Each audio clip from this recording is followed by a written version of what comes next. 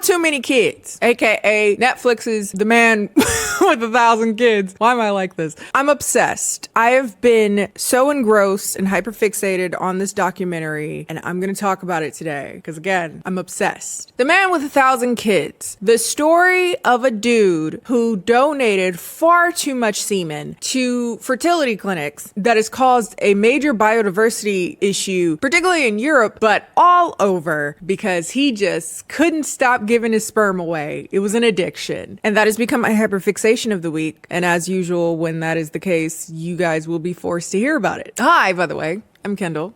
New around here, welcome. Not new around here. What is up, home skill biscuit? I saw this on the front page of Netflix, and my first thought was, didn't y'all already make this documentary? Because I could have sworn I watched one, because Netflix has a documentary on a man who committed fertility fraud by giving his sperm away, but he was a doctor who was switching donor sperm with his own and ended up trying to spread his divine seed. There's usually spoiler, there's usually unsavory things that promote someone doing this, or is the reason why someone does this. But I was like, you making another documentary about this guy? Got more kids? I don't think that needs a part 2 if that ends up happening. But no, it's a different guy. This is a thing that is happening. This is about a dude in the Netherlands named Jonathan Jacob Meyer, who had become infamous for lying to families about how many families he's donated to. And before you know it, he had donated to hundreds, possibly thousands of families. And this documentary goes into the entire story of that, and ultimately how a group of mothers got together and sued him in an effort to stop him from donating more sperm, because there were so many kids being born that the possibility of them accidentally committing incest was raising exponentially.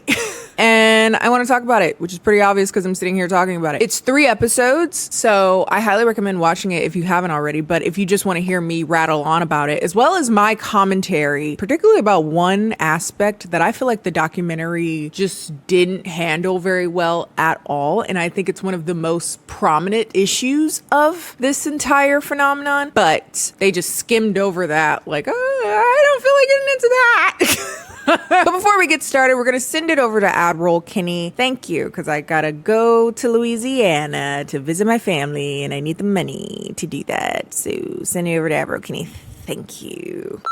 Hello everyone, this is Admiral Kennie, and today's video is sponsored by AG1, baby. AG1 is a comprehensive nutrition supplement that provides 75 vitamins, minerals, and whole food sourced ingredients to provide nutrients for your body, brain, and gut health. It's a great way to fill in some nutrient gaps from your diet, feel a boost in energy that's a lot more leveled and sustained throughout the day, more so than when you drink coffee and get a crash later. Support your immune health. All you gotta do is take a scoop or one of the individual packets of AG1, put it in about 6 to 8 ounces of water, shake it up, and drink it on the go, baby. Everyone kind of describes the flavor differently. Personally, I think it tastes like a mildly sweet berry matcha, but some people say it tastes like bubblegum. I don't get that one. It can help boost digestion and nutrient absorption. It supports your metabolism, supports healthy skin, hair, nail to replenish, especially after workouts, for instance. It has a good amount of magnesium for muscle soreness if you find that that's a big problem with your after workout routine. It is gluten-free, dairy-free, paleo, vegan, keto, with less than 1 gram of naturally occurring sugar per serving. I had to read it off. There's a lot of things. So if you would like to check out AG1, you can click on the link down below or use the QR code that's undoubtedly flying over my big noggin to get a free 1-year supply of vitamin D3, K2, and 5 AG1 travel packs with your first purchase. Big thanks again to AG1 for sponsoring today's video. Now let's get on to the debauchery. The way that this documentary is kind of set up is that it's largely told through the mothers, particularly, that have interacted with a sperm donor, a Dutch man by the name of Jonathan, how they ultimately find him in various places. Apparently, a lot of them found him via sperm donation or like sperm bank websites. I didn't know that was a thing. Of course it is. Everything has a website, doesn't it? But like, I just didn't expect that to be a thing. And it is. There's websites that are set up in a way that makes me feel very icky, innately, where people can sort of shop for potential donors. They can filter by any desirable traits or filter out undesirable traits. Are you feeling the icky already? We haven't even gotten started to the actual story. We're just talking about the premise of online donor searches. And these women would often find him through one of those sites that donate sperm, or some people got in contact with him privately via websites like one called Longing for a Child, where you can find people who are willing to donate and you can message them, maybe meet them in order to be able to have more of a relationship with your donor, because according to the standards of going through a clinic, you wouldn't know who your donor is until your child is of age. So some people wanted to know their donor, get to know their donor to make sure that the child would have some connection to their birth father or biological father. And so people would find Jonathan in various ways because he was very popular on these sites. Now, we could guess, if you're as cynical as I am, why he was so popular. I'm not going to go... I was very close to going into... And I'm gonna say it. I don't think he's cute, but that's none of my business. That's not the point. But the reason why I say that is because everyone on screen makes a point of how gorgeous and attractive he is. And I understand that like everyone has their own standard of beauty. But the reason I bring this up, I didn't have to bring up that I find him unattractive. That's just me being petty. But people get mad at me for that, but I can't help it. I'm confused. I looked at him. I was like, who are y'all looking at? This is somebody in the UP over here. This ain't even like, they like, oh my God, he's so hot. He was so blonde with blue eyes. Each couple or each person would kind of give their initial reactions to seeing him for the first time. And there was always this like, oh my God, he is gorgeous. And the trait that each of those couples or individuals seemed to bring up was the blonde hair and the blue eyes. And this is going to be a reoccurring thing that obviously is something that makes Jonathan popular. Looks knowingly at the camera. In the shopping process for a donor, I, for my own curiosity, ended up going on just some random donor sites. And I gotta tell you, just looking at them, horrific, confusing. Not confusing, but horrific. And I'm gonna touch more about this component later, but the first few things you see sometimes going on these sperm sites, like you can immediately filter out how short the donor is. You can filter out race, ethnicity, whether or not they graduated college, as if that's an inherited trait. Again, we'll get to it. Apparently, Jonathan was very favorable throughout those parameters. So another thing that a lot of the donor families ended up finding is his worldliness that they were able to discover via his YouTube channel. He makes 80 billion YouTube videos, all of which in some way or another are him sharing his thoughts about life and his philosophies, his kind of kooky antics or unconventional lifestyle. He travels a lot and he's constantly popping up in different countries around the world and like giving his vlog the kind of lowdown on his thoughts while out in Copenhagen, in Kenya, in Italy. You know, he's kind of traveling all over. So he's well spoken, if not a bit eccentric, but blonde, blue-eyed, and seemingly knows a lot of languages. So obviously he's super intelligent and not just someone who can be dumb in several languages. It's fine. Now, that's not to say that the families didn't notice any quirks. Some did within his YouTube thing. And I don't know if this is a thing of editing, because I don't want to blame the families, but a quick perusing of his like YouTube kind of shows what we're working with.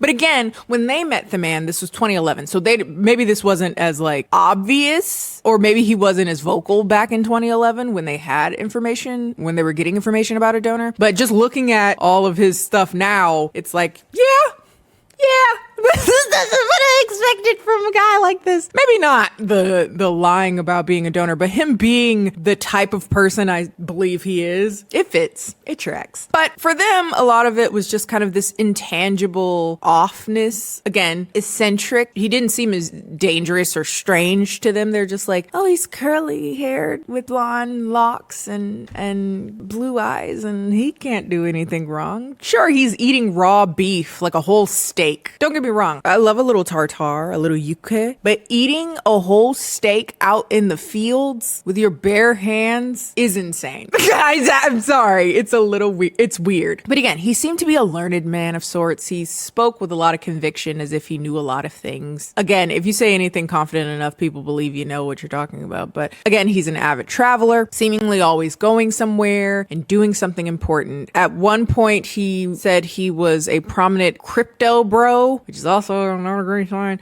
I remember the 3 days I was interested in crypto back in 2017, and I got over that quick because I'm like, this is weird. And why is, I don't know what's going on here. I was interested in crypto for 38 hours, and I was like, this is, I don't know if I still don't really understand it, but there's I get the gist of it, but I'm like, this, I don't feel like doing this shit. And it's the most annoying men talk about this. So it was a bad sign. Anyway. Now again, Jonathan would do donations varying ways. One way was through private donorship, where they would come to him. He would come out of his apartment, hand them a cup of his swimmers, his little guys, and they would do the insemination at home. One lady was so nervous that she got lost in her car and just had to do it in the parking lot. What a bleak time. Sometimes he would collect, quote unquote, the specimen at the people's house. So again, less time for travel and to preserve freshness, I guess. Preserve freshness is a wild ass thing to say. And some, because again, he was incredibly gorgeous to a lot of people who picked him for donation. Some people were down with going about it the quote unquote natural way, which he would often oblige. So now, to each of these families, he would say that he's willing to help 5 families, right? He was only going to do 5, and that was well under the limit of 25 that the Netherlands has a rule for, a quota. Most countries have a donation quota for how many times you can donate because, as we'll talk more about, in an effort to lower the probability of accidental incest between half siblings. But that is within clinics, within businesses, establishments that have the infrastructure to record those things. But he was also doing private donations, which there's outside of the kids happening, there's no real evidence of, which has no quota per se, because at that point it's basically just Nick Cannon.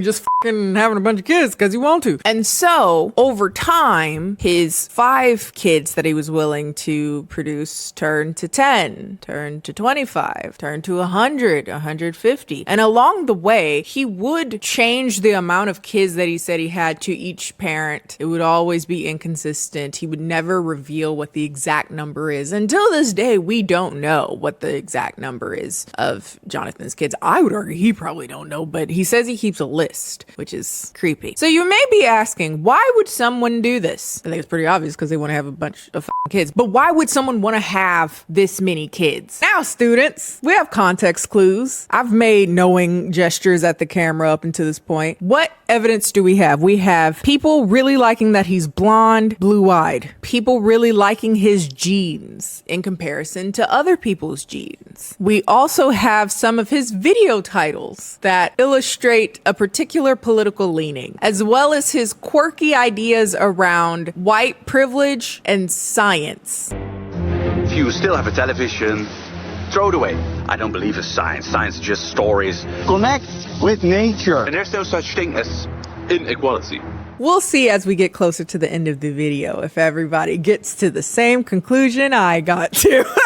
You did. It's pretty blaringly obvious, but don't ask this documentary. It doesn't really go into it. Anyway, eventually the families start to catch on that the 5 kids that you donated to somehow turned into 35 to 100 to 1,000, and people are being promised like, oh, I was his second child that he was donating to. Come to find out they're the 200th or whatever, right? One woman who talks about how she has him as a donor would eventually, over the course of several years, find 5 or 6 people in her own personal social circles, 2 to 3 degrees away from her, had also used Jonathan as a donor. And if that was just one person who now knew 5 or 6 people that had used him as a donor, how many are there? Again, Jonathan is a traveler. He's a runner. He's a track star. And he's constantly going to new countries, seemingly for work with his crypto or whatever the and so that would ultimately make him pretty hard to get in contact with, as around this time, people are starting to put things together that this man is not telling the truth. He's lying a lot of lies. He's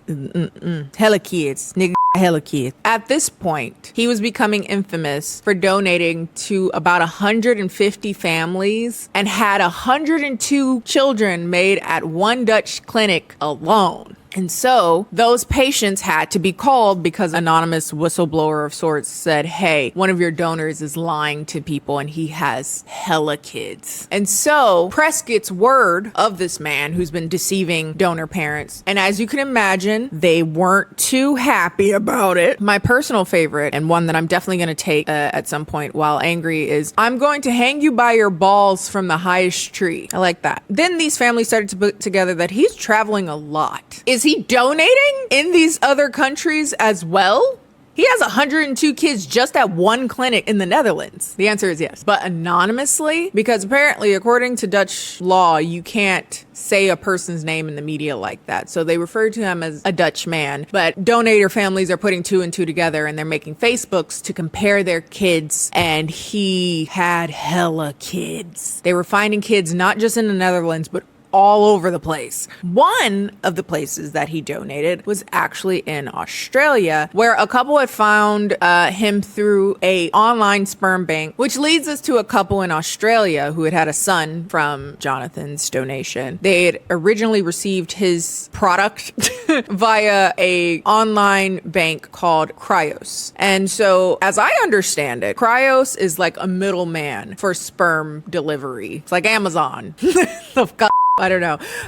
But essentially, they collect donations and send them out to various countries frozen for the purposes of insemination. And he would be on the website, would max out the quota for any given country, and whatever's left will be shipped to another country where the quota hasn't been met yet. And then when that donation is gone, they'll make another donation and max out and max out and max out. And before you know it, he is donating to this place at least once a month, and they see his face coming in there once a month. I'm getting hot because one of the things that pissed me off about this whole thing is that the companies, shocker, are not going to try to take any responsibility for their part in this. But I digress. So what this couple in Australia ends up finding out is that he had maxed out his quota of sorts in most places in Europe. This couple had, again, used a website called Cryos. And on that website, they said that Jonathan had not reached his limit. So they were under the impression that he was within whatever guidelines, that he wasn't, doing some weird white supremacist romp around the world. Again, I'm getting ahead of myself. But they end up becoming aware of Jonathan when they wanted to get some of the donation siblings together, because they were under the impression that he had had at least one other child through donation. So they were going to try to get the siblings together. And that's when they were made aware that he's notorious in the Netherlands. And the reason they probably didn't learn about it is because, again, they were only able to call him a Dutch man in their media. So people outside of the Netherlands would have no clue who he was. And this is when they had to inform this couple that he's pretty notorious here. Sorry. Now, for those of you that may be wondering, what's the big deal of a man having way too many kids? Well, there's a lot of things, but particularly there's a biodiversity issue in the sense that if you have donated to minimum 150 families in the Netherlands, which is not a particularly large country, the chances of those siblings accidentally interacting with each other in some way or another sexually rises exponentially. I looked into this, and I'll do more research. They claim in this documentary that it's particularly heightened, not just by the sheer number of siblings out there, but because there's this sort of Luke and Leah effect where people who don't recognize that they're actually related to a person may find themselves attracted to a person, thinking that they have a lot in common, and what they have in common is DNA. And imagine finding out that you accidentally hooked up with your half brother. I can imagine that really fuck with you. So there's a big issue with that. There's also the psychological mind fuck of having 900 siblings and constantly having to go through your life making sure that people around you are not related to you. And also, my thing is, we're giving signs white supremacy, which is bad, which is really bad.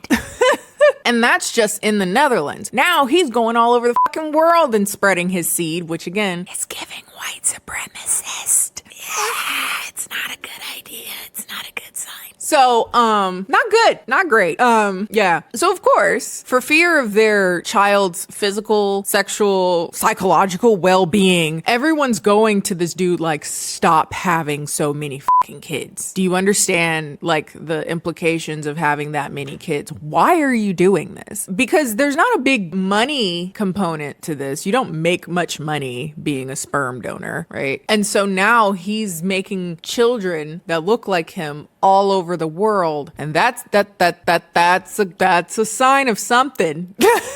We are then introduced to a woman named Patricia who had tried to use Jonathan as a donor via natural means for about 6 months, but from what I understand was unsuccessful. But they do keep in touch and become friends in a way. She's fucking gross. And every time when he came, I gave him chocolate milk with cookies because he was still so young. I find it adorable. But she is important to the story in the sense that because she's close to him, like as a friend of sorts, she's able to shed more information about him as a person. What little information we have of his upbringing is that he had 6 sisters and 1 brother and tried a bunch of different stuff career-wise, was kind of lost and floundering for years. But eventually he found some level of purpose and direction through donating. Like having that many children that walk around and look like him and may look up to him in some way or another. Almost, I get the sense as like a deity, you know, like this father, this like vague idea of my father. He has the YouTube videos. It's giving icky. But having that many children was his passion, his life's calling. And one of the things that the Australian couple ends up bringing up is that they started to take note of the dates that all of the kids were being born that were on these like Facebook groups, and come to find out there was a huge uptick in his children production around 10 years ago. That seems to be when he really cemented that this is what he does. This is what he's going to do. And they are like, we have to stop this man because this is getting worse and worse. The well-being of these children are at stake. And so this is when they reach out to a woman named Eve Wiley, who is a fertility fraud activist in the United States. Her birth was the result of a fertility fraud by a sperm doctor, and who wasn't the guy in the other documentary. That's the second fertility doctor who has done this that I know of. So that made me look it up. Apparently, there are 80 known doctors around the US who have been caught for this. I don't think they were sent to jail. I don't think anything happened to them. That is a form of disregarding consent. That's sexual assault.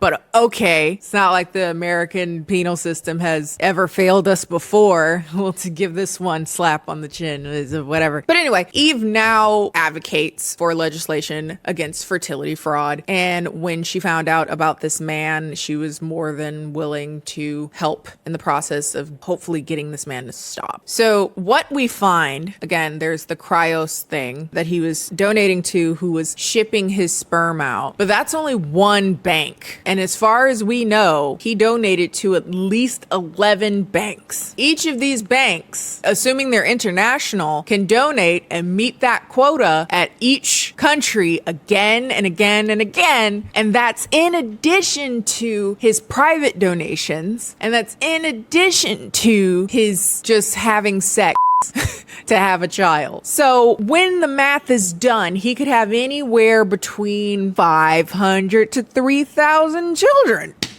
No biggie. Now, Cryos would ultimately claim, as of course they did, like, they didn't do anything wrong. We try our best. Ultimately, he agreed to not, go to other sperm banks. He signed it, and what he did was a breach of contract by going to other places. We're not gonna do nothing to him. There's no punishment for that, but they say that they threw away his specimens when they realized that he had been, a serial donator. I can't say one way or another whether or not that's true. And they also say they tried to make sure that one person doesn't have more than 50 to 100 babies. Mind you, 50 and 100 is a very different number. That's very different. That's a big gap. But also, how so? What are you doing? What checks and balances do you have? Nothing. They didn't do anything. So that's funny. Because at the end of the day, to actually create a checks and balances system means that they have fewer people they can make money off of in the donation game. So, but again, up until now, any media in relation to Jonathan didn't have his name, didn't have his photo. But now we had Eve Wiley on the case, who again is an American. So ain't nothing stopping us from putting your name and your picture out in the news. So she's like, I'm going to get them in contact with the New York Times. So there's an article that drops about Jonathan. His name, his face is now seen, and now people around the world can see this guy's face and see that this guy is a major issue and can warn away potential donation receiver parents. Now, they contact him. They're like, do you have anything to say in regards to you having hella babies? And he kind of laughs it off. If anything, he's like, it'll just make me more popular. Everyone's going to see me and be like, oh my God, I want to have your blonde hair, blue-eyed babies. And honestly, I wouldn't be surprised with that because that is what allured people to him. This is when he goes blocking a bunch of the mothers who, again, wanted to have a relationship between their child and him. But honestly, the man sounds insane. I think you're better off him not ever meeting your child, but that's just me. So eventually there ends up being a whistleblower from the serial donor underground thing. Apparently there's a whole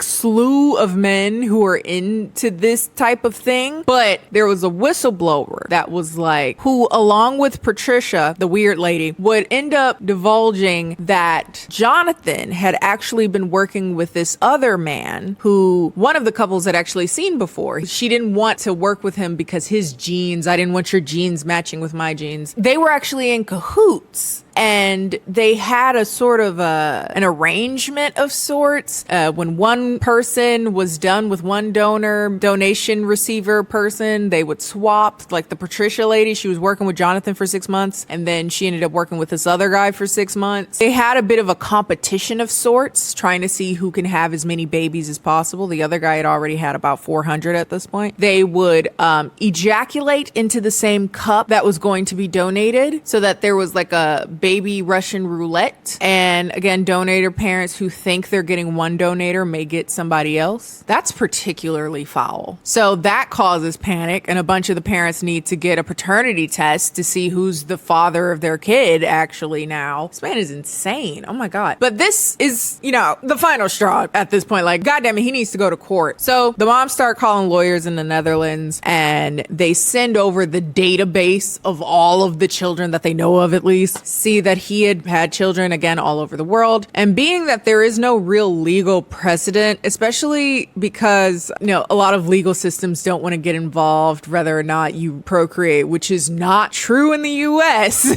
and probably not other places too. They're way all up in your But stopping a man from procreating is unheard of. So there's no legal precedent, at least in the Netherlands, to do that in the law. So they really had to prove the harm that was taking place by him having so many children. And through his lies, he lied to a lot of people, lied to donors, lied to receiving parents, lied to sperm banks, lied to online cryobanks. It's bad. He was lying to everybody. So they're we have to prove the harm that's being done, and then we can go from there. So instead of this being an issue of reproductive rights or whatnot, it turns more into a public health crisis. Because again, he got so many kids, nobody knows who they're related to. He's Genghis Khaning it all over the place. And I'm trying to figure out like, hey, this is the 21st century, nigga. What are you doing? So first they had to prove that he was still actively donating, which one of the moms decided to go super spy to convince him that she was a new prospective mother who was interested in his sperm and to get him to say, yes, I'm willing to donate, which was pretty easy to do. He was pretty willing to do it. And because they're able to get information that he's still actively donating, they can speed up the court date to stop him. But right when they were about to get him in court, he suddenly can't make it because he had to fly off to Kenya. Now, I ain't gonna lie, the Kenya arc did shock me. Not for maybe the reasons that other people were shocked about it. Spoiler, it has to do with white supremacy. Spoiler, it is racist. Okay, so he goes off to Kenya. And around this time, some of the mothers end up discovering a Facebook group of famous, prolific serial sperm donors. I didn't even know that was a thing. And many of these men are known in some way or another if you look up their names, and they are moderators of this Facebook group. And they come together to talk about the sort of hot spots for donation, which again is another thing I didn't think about. But apparently right now, Kenya is a big place for that. And I think this group is just a bunch of people who have this weird breeding kink thing to talk amongst each other. As a side note, one of the guys in it is named Kyle Gordy, who I found out is on 90 Day Fiance. I don't have time to watch those, but I did look into him briefly, specifically. At that point, I felt like kind of like Kyle the Gigolo. They want that baby. I'm going to give him that baby.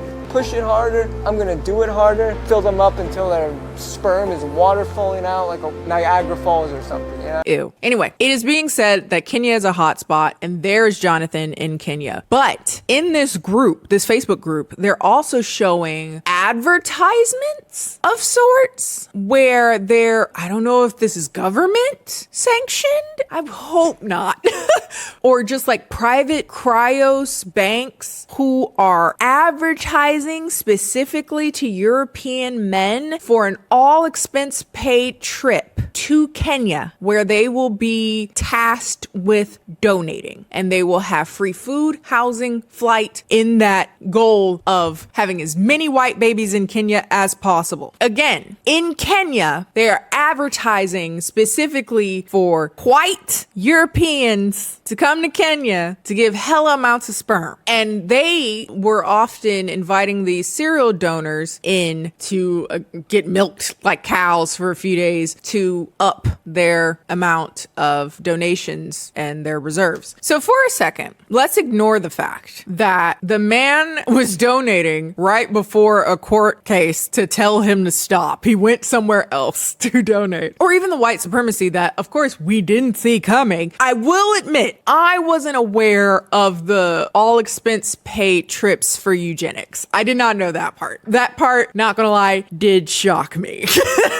That one I did not see coming. So again, they have this Facebook with all of the hot spots, and one person ends up kind of infiltrating, trying to get information from one of the men in the group. This is where one man named Anthony says that he wants to, quote, bleach Africa. And then they just cut to the parents who are like, that's so racist and disgusting. That's so bad. And then they just don't really come back to that at all. Okay.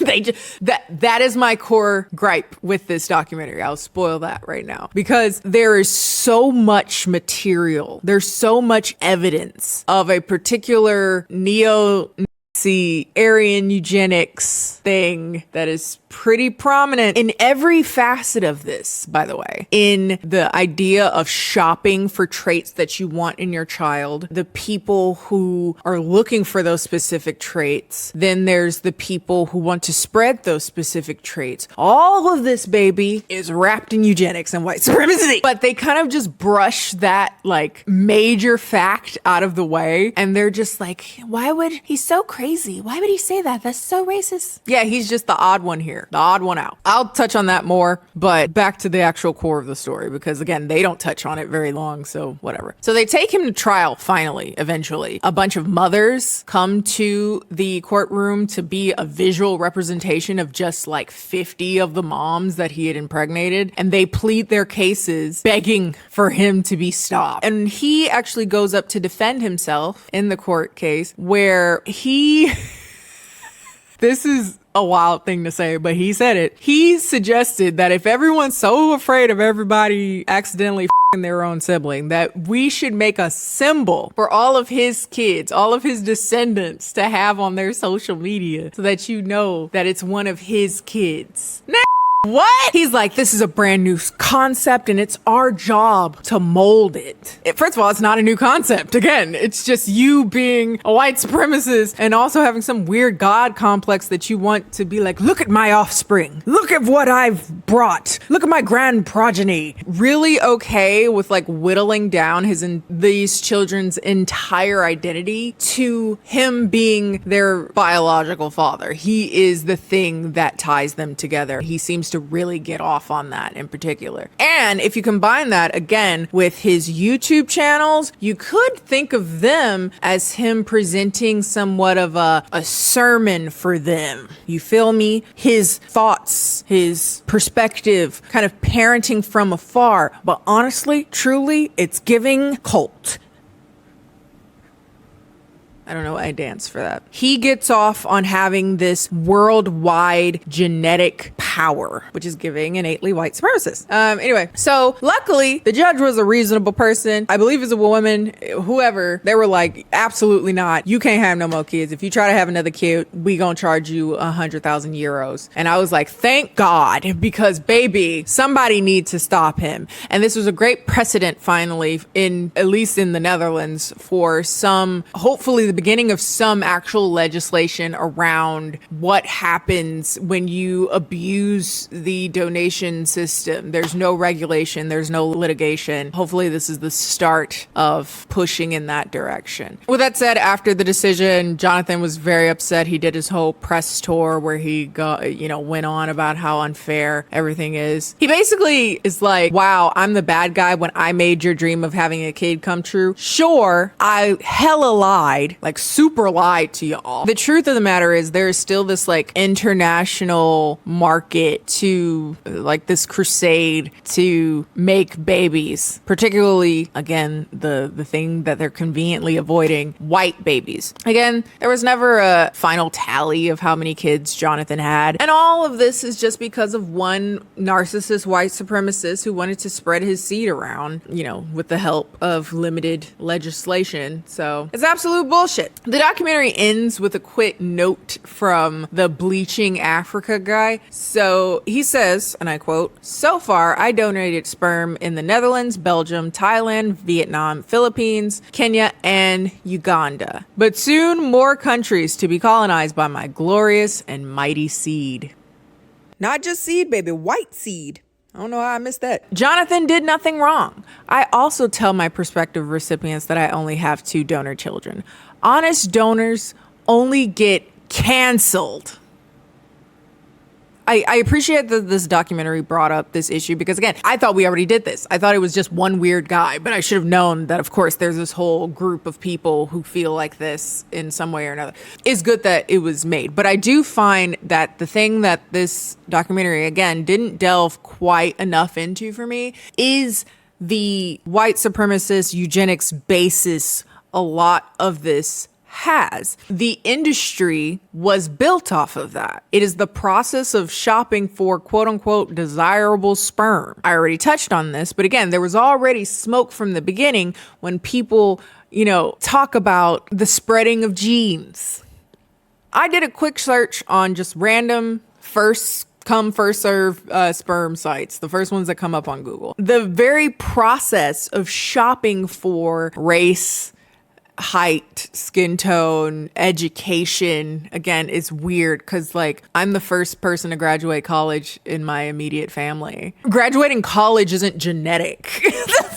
One of the serial donors says this: "You were horrified by that statement. You should be horrified what the fertility industry has been always doing. The fertility industry, specifically donor conception, was founded in this. This is what it's founded in, and it still practices it to this day. We've had so many recipient parents of color actively try to find donors that match their family's ethnicity, can't, and so they end up having to choose because that's all that's available to them. What does that sound like to you? What I'm about to show you is a donor profile from Seattle Swimmer Bank from 2022, okay? Now, I need you to look over here. See what we're looking at right here? I need you to look at how they categorize this, how they categorize each of these groups. There, that, and that. Look at that, from 2022. Also from 2022, I was handed this donor profile from recipient parents who were looking for a donor. They were handed this donor profile, and immediately upon seeing it, we're like, we're not using this cryobank. Right now, we're looking at the section where it describes the donor's family. And again, same thing, okay? Same thing. Look at how they categorize the donor's father. That is what they say. That is how they describe him in 2022. That's what they're willing to put on official medical documents. So if that's what they're willing to say publicly, now imagine what these groups do privately. It is fully up to the banks and the clinics as to who they want to approve as donors, who they want to allow to be the ones who are procreating. The same people who put that on a donor profile are the ones who are deciding who and who isn't allowed to procreate. So yes, we were all disgusted by this absolute horrific statement, but the industry has been doing that for decades. It's fascinating to see in black and white how this is done and how this is filtered, which did send me down a bit of a rabbit hole, because I was like, okay, I'm assuming that white sperm is the most popular. What did confuse me, that the second most popular is actually Asian sperm and eggs. There's something there. What is that? Because are they going to Asian recipients? That would make sense to me. Like Asian people that would like an Asian donor, that makes sense to me. But if these are white people seeking out donations from Asian specifically, there's a smelly smell that smells like shit. Why? Is it the aesthetics, stereotypes around intelligence, or model minority type shit? I wasn't surprised to find that black and brown donations were greatly underrepresented, but Asian is particularly overrepresented given the proportion of how many Asian people there are, right, in the United States. These are from the United States, by the way. Maybe it's a locational thing. Like, are they not setting up enough clinics in black and brown areas for donation? Is it a lack of demand from black and brown recipients? Is there a probable chance that a sizable amount of it is because people are racist towards black and brown people and would not like to have a half black or half brown child?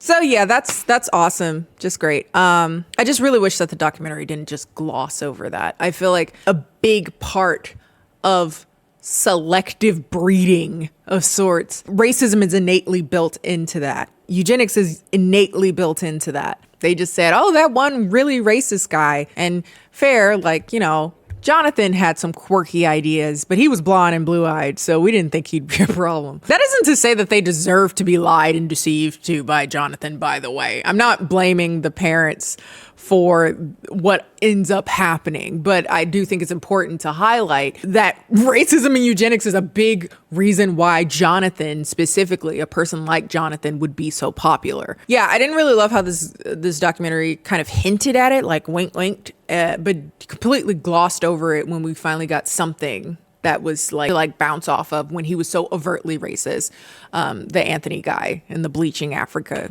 comment. But on the bright side, if you want to look for a silver lining, at least something is on the books now. That's good. And these children have a sort of system of sorts, extended family, literally. And the recipients were talking about methods that they're taking to let the kids know about all of the siblings or as many of the siblings and what to do to avoid, what to ask people to avoid accidentally getting entangled with them in a way that would really f them up mentally, I'm sure. As far as Jonathan, I hear that he's attempting to sue Netflix for talking about a case that is documented. Idiot. He's just another situation where he can talk. Then for, I guess, people to hear him talk, he'll be gone in a week or two. But good luck on that. Oh, and basically saying that they lied about, you know, how many kids he did have. I probably have 550. It's not no 1,000 kids. Yeah, that's the story of the man with 1,000 kids. You can't have nothing nice, can you? Without somebody being a white supremacist, a racist, or a eugenicist. Doesn't it suck how if you look closer at really anything, it's racist? So that's great. But anyway, I'm going to end this video here because I've been talking for a while and I need to go to bed because I'm flying to NOLA and they gonna meet me with a crab boil. I'm so excited. I haven't been there since I was like 12. There's nothing better than a crab boil that comes out in an object that you shouldn't be eating out of like a wheelbarrow, an oil drum. Good shit. I am so excited. If you like this video, feel free to like this video. Follow me on all my social media, Instagram and Twitter, both of which are KennieJD. If you have things that you want me to talk about, feel free to put those down in the comment section. I saw that Tyler Perry did what he does. That'll probably be next week. And yeah, I'll see you guys next time. Bye.